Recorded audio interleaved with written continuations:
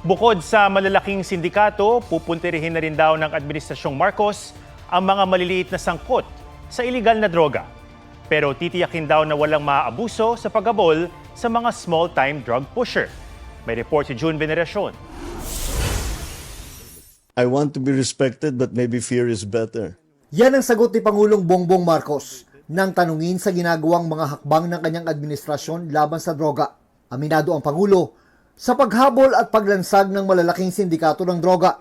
Napabayaan ang paghuli sa mga maliliit na isda.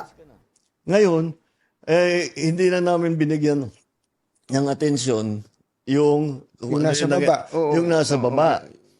Oh, so, dahan-dahan bumabalik kasi sabi ko yung operation natin, kailangan malaking seizure.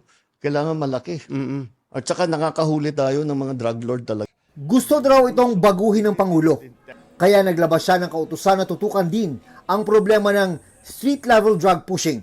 Sige, tuloy natin yung malalaking drug bust. Pero, tignan na muna natin yung mas small offender. Sinabihan ko na nga ang DILG, nakausap ko si Sec. John Vic. Sabi ko, tama rin naman. Kasi hindi magandang tignan yung lugar mo.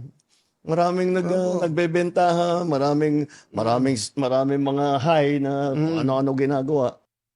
Pero sa pagpapalakas ng operasyon laban sa mga small-time drug pusher, dapat walang pang-aabuso, sabi ng Pangulo. Iniiwasan ko yung basta't may suspetsa o may hinala o may sumbong, basta't huhuli, papatayin na lang, di ba? Wala Yun, naman. doon kami lumalayo. Opo. Doon kami lumayo.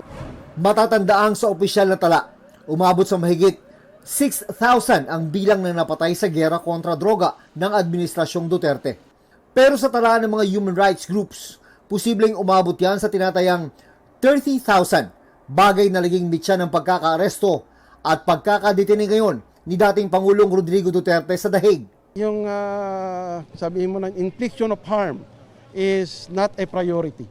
It's not a consideration doon sa kwan natin sa illegal drugs. Bagamat nilalatag pa ng PNP Drug Enforcement Group ang plano kung paano ipatutupad ang utos ng Pangulo. Tiniyak ng pulisya, ang kanilang gagawin ay malayong-malayo sa Oplan Tokhang. Mananatili pong bloodless ang atin with respect po sa human rights, pero dapat po palakasin pa rin po yung ating operation sa anti-illegal drugs. Magiging basihan daw ng PNP sa palalakasing street-level anti-drug operations ang impormasyon mula sa BADAC o Barangay Anti-Drug Abuse Council. Kaugnay ng kautusan ng Pangulo ay re-reactivate po natin yung paghuhuli sa small-time offenders na nasa listahan po ng BADAC na kung saan ito po ay mismo nanggaling na po sa barangay level po.